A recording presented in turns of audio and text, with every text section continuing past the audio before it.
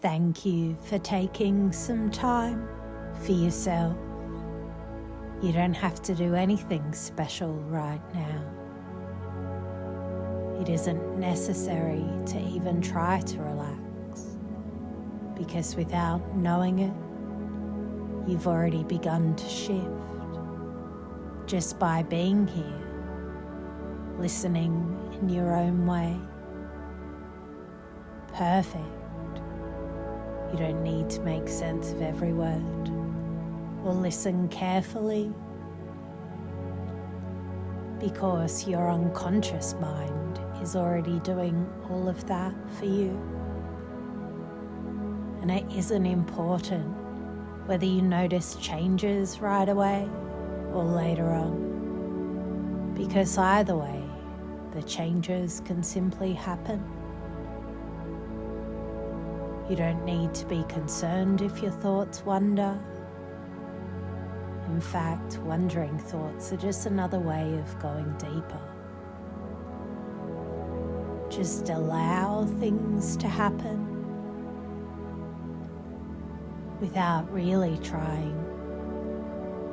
It will happen all by itself. And sometimes, without even realizing it, your body may settle a little more comfortably, or your breath may soften, or your awareness may drift in and out. It isn't necessary to control this process, because hypnosis is simply an experience. And you can allow yourself to experience it however it comes to you. And even if a part of you is curious about what's happening, another part of you can simply enjoy not needing to know, not needing to do. As time shifts and your sense of space shifts, and perhaps around you sounds fade into the background, your unconscious mind can begin to explore new ways of responding without effort, without pressure, without trying at all. Perhaps you've noticed whether your mind can begin to slow, as if each breath can soften the edges of uncertainty. And I wonder if you can recognize if your body can allow a little more stillness in this moment. I knew someone once who kept noticing this pattern, how every little bit of uncertainty seemed to stir up a kind of reckless energy inside.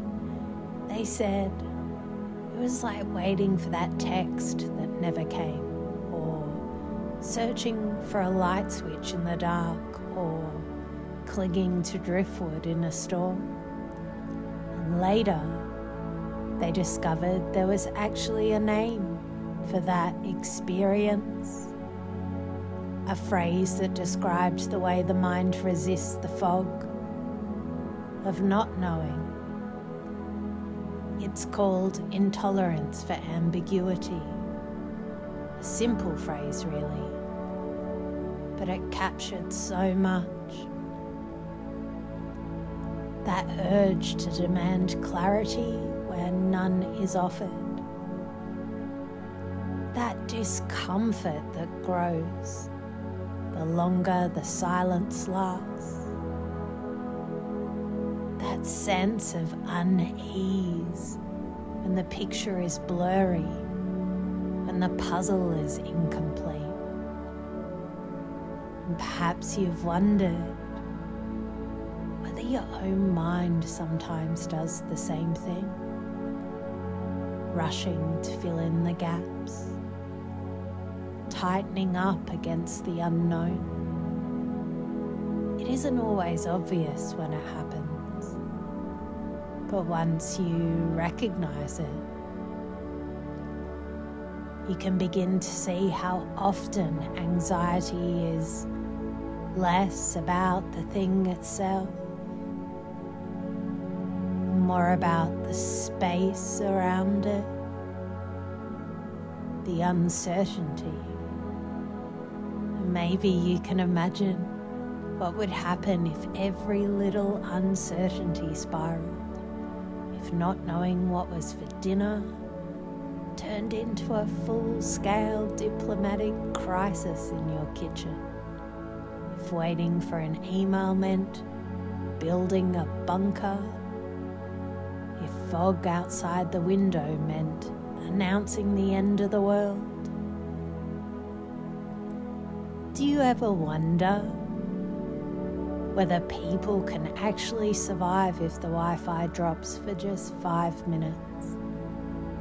And yet your mind may sometimes treat ambiguity with the same level of emergency.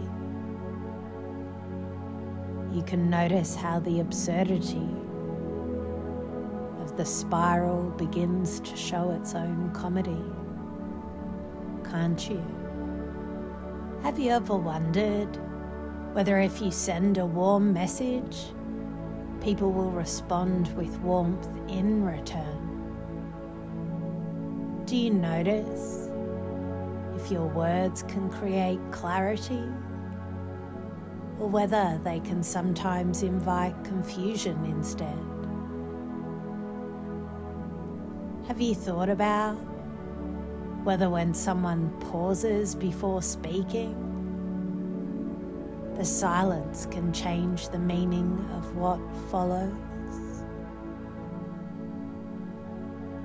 A short message creates distance in conversation.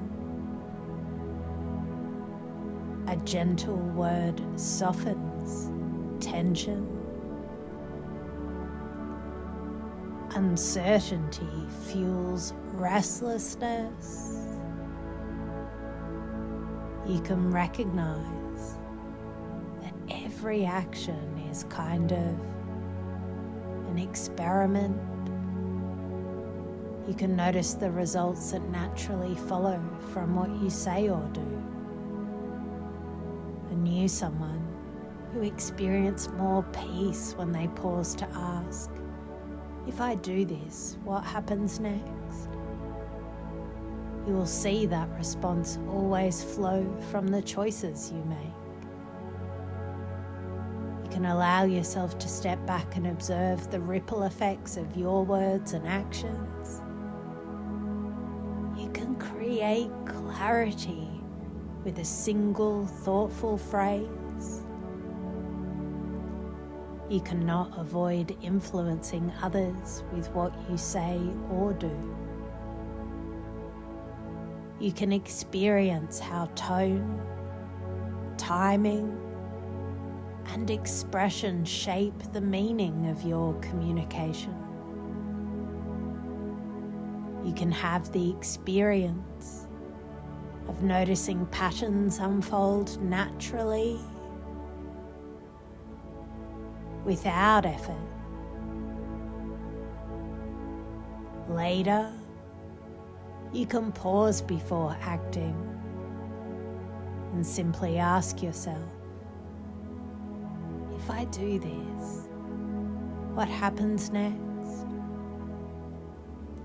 Anxiety can be a fog, and sometimes fog is just weather that passes. Uncertainty can be a puzzle, and puzzles aren't broken, just incomplete. Ambiguity can be a shadow, and shadows disappear when you shift your perspective. Do you ever wonder whether anxiety might also be seen as curiosity or as anticipation, or even as a sign that your mind is alive and searching? Perfect. Can you notice whether one situation might be frightening from one angle and funny from the other?